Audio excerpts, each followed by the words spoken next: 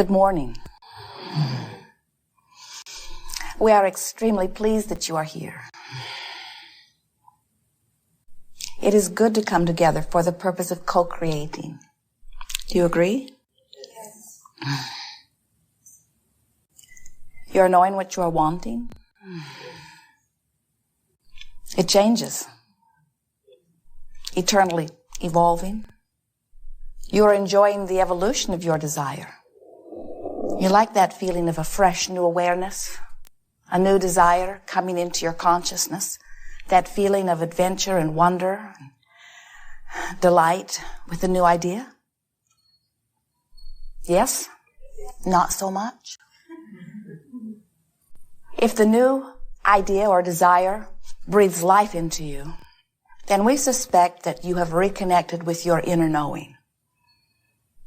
But if the new desire tortures you a little, antagonizes you, if when you have a desire that isn't fulfilled, you feel uncomfortable in its not yet manifestation, then you still have not remembered that you are leading edge creators and that you will never get it done, that there will always be a fresh new desire.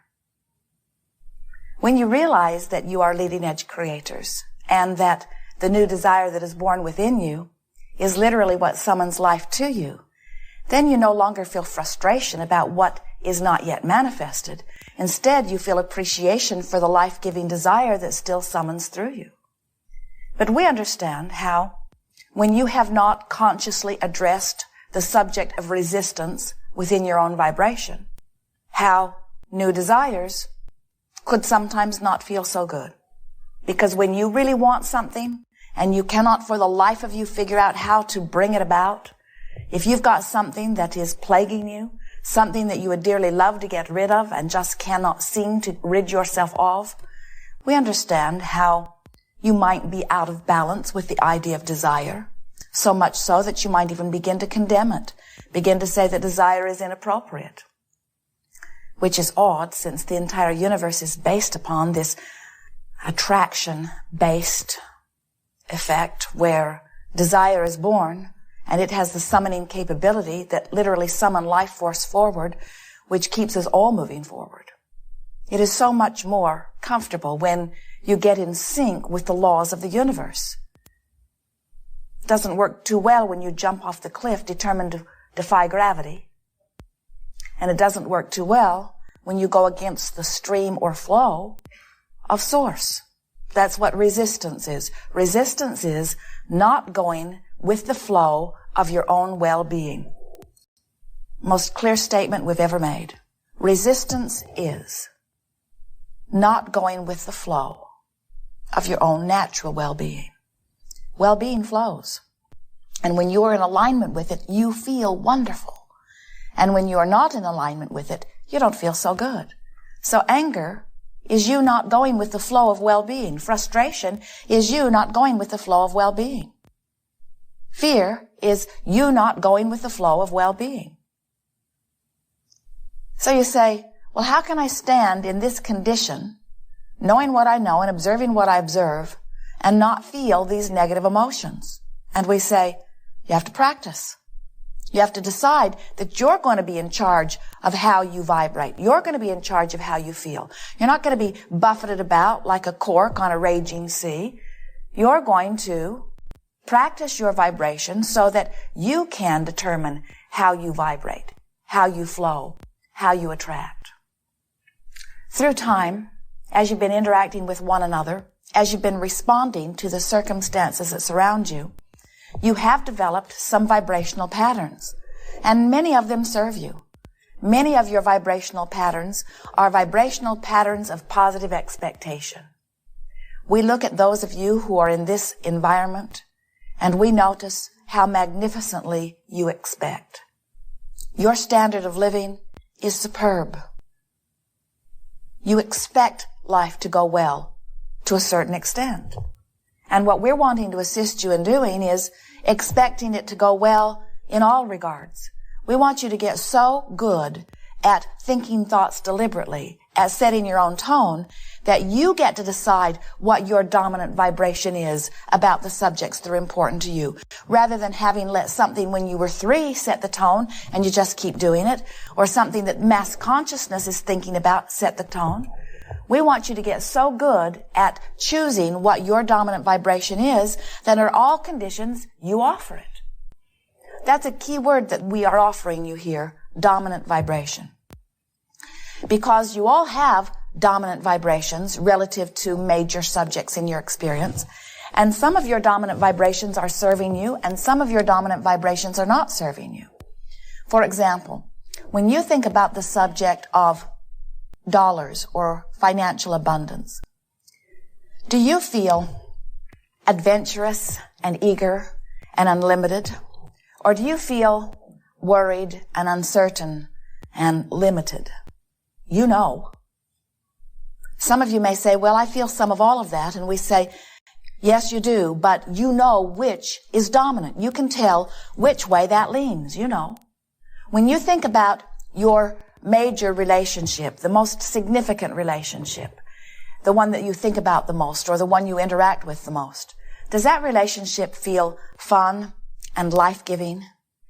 Or does it feel like struggle and hard work? You know. When you think about your physical body, does it feel flexible and strong and sure-footed? Or do you feel tentative and uncertain? You know. Relative to every subject that you ponder, and especially those major subjects, you have little by little by little by little by little developed vibrational patterns. You could call them beliefs. We don't want to give them too much weight. Habits of thought that you keep thinking. And the reason you keep thinking them is because you haven't decided to think otherwise. And so the thought that you think, which attracts to it, so you think it some more, which attracts to it, so you think it some more, which attracts to it, so you think it some more. In other words, when you have an expectation, you've got a dominant thought going on, and law of attraction is going to deliver that to you again and again and again. And you say, the reason that I believe this is because it is true. And we say, the reason that you believe it is because you practice the thought, because all that a belief is a thought that you keep practicing. And so you say, but the reason I believe it is because it is true. And we say, but why is it true? It is because you think it. It's because somewhere you got the thought, you held the thought, you let it become dominant in your vibration. Law of attraction responded to that vibration and made it evidential in your experience. And so you say, it's true. And what we are wanting you to come to realize is you can make well-being true, or you can make not well-being true. Cancer is true. It's just not usually wanted. Violence is true. It's just not usually wanted. And we want you to begin to realize that facing the facts, because they are true, only perpetuates the truth you would not choose for yourself. So when you begin to think about the dominant thoughts that you have, and more importantly, you begin to think about choosing thoughts that you want to make dominant, we have a process for you that will work if you will work it. And we call it the process of virtual reality. You've played this game under other titles. We've called it creative visualization. We've called it using your imagination. Virtual reality is a game where, like a director of a movie, you set the scene. You know what you want your audience to feel, and so you set them up for it. You make it winter or you make it summer. You put it in the mountains or you put it on the ocean or you put it on the beach. You put it outdoors or you put it indoors. You make it daytime, you make it nighttime. In other words, you set the scene. It has one intent only, and that is the intent of your practicing a vibration with the singular purpose of making it a dominant vibration. Sometimes people will use visualization to try to fix something that is broken. And we want you to use virtual reality for one reason only, to make the vibration that you choose dominant. Let's say that your nation is really worried about something. And it's hard for you not to give it thought, because when you turn on the television, it is there. You hear others talking about it.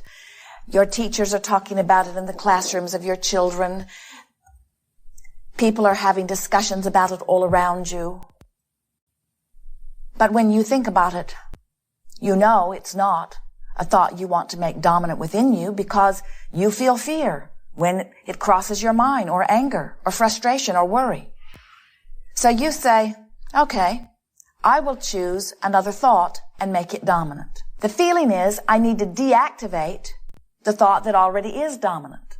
But the trouble with that is when you decide that you're going to deactivate a thought, you don't deactivate it, you activate it. When you say, I'm not going to think about that, you're thinking about that you're not going to think about. Even when you say, I don't want to be sick, I'm going to think about wellness. When you approach the subject of your physical body, when your dominant thought about it has been sickness, even though you try to do a virtual reality about wellness, you usually activate the thought of illness because that's the dominant thought relative to that subject. You see how it works? So there's a temptation when you apply these processes to say, oh, Abraham is giving me a process where I can fix this thing that's broken, and all it does is activate the thing that's broken. So without meaning to, you just practice making the dominant thought that isn't serving you remain dominant. This process of virtual reality will change that for you if you will understand this one very important thing. The process of virtual reality is where you practice your dominant thought. It's where you practice the thought that you want to be dominant until it is dominant. Virtual reality is a place where you practice the thought that you want to be dominant and make it dominant. Virtual reality is the place where you practice the thought that you want to be dominant and you make it dominant. And the reason that we're repeating this into the ridiculous is because at first you're not going to want to do that. Even Esther, as she's been practicing this for a few weeks now, finds herself sometimes right in the middle of a delicious virtual reality, and all of a sudden she realizes she's trying to reform someone, either herself or someone else. In other words, she'll be going along swimmingly, doing very, very well, and then she'll stumble into something, and without even meaning to, she'll activate something that is broken, so to speak. So, virtual reality really works best if it's short. Get in, feel good, get out. Get in, feel good, get out. So, you set the scene. What time of year is it? What time of day is it? Where is it? Outside, inside? You get to choose. There is no right and wrong in that. What you're reaching for are good feeling moments. You know those moments when your heart is just singing so strong and you just think, I wish I could stay here forever? Does that usually happen to you when you're outdoors or indoors? If it's more often outdoors, then pick a scene that's outside. If it's more often indoors, then pick a scene that's indoors. Esther, quite often in her virtual reality, she's walking into a new place that is very beautiful. And often it's indoors. Sometimes she finds herself discovering a magnificent vista, and that moment of exhilaration is there. That's what you're reaching for. So you set the place and the time of year and the time of day, and then you talk to yourself about how it smells and looks and feels. You're sort of bringing yourself along little by little into this higher, better, good feeling place. And then you decide who else is with you. Sometimes in the beginning, it's better to be alone, but not always. You get to decide that. Who else is there? And what's their mood? And of course, you get to choose it. So don't bring someone who's in a bad mood and then work them into a good mood. Bring good mood people. And then exchange a few words and off you go. And what will happen is, as you do this for 30 seconds, you set a tone in your vibration. Does it immediately become your dominant tone or your dominant vibration? No. But it begins to dilute what is. So then you do it again, and you do it again, and you do it again, and you do it again, and you don't do it because there's something broken that you want to fix. Because if you do it because there's something broken that you want to fix, you just practice the one that's already dominant. This is only to feel good, only to feel good. And with a few weeks of dabbling at this, you will readjust what is dominant within your vibration. You see, the creative process is 3 steps. The first step is you have to identify what is wanted, and you can't help but do that. Preferences are born within you all day, every day. Contrast helps you to conclude. When you know what you don't want, what you do want shoots out of you like a rocket. Whenever you know what you do not want, clarity about what you do want comes forth in very vivid terms. So step 1 is happening all over the place. Step 2 is not your work. Source energy will answer. Step 2 is the answering of what is being asked, and that is not your work. Step 3 is your work. You must be in the receiving mode. You must be a vibrational match. You must be vibrationally equivalent. You must not be vibrationally different. You must not be vibrationally resistant. You must be vibrationally harmonious with that which you are asking for. That's what being in the receiving mode is. You got to line up with your own desire.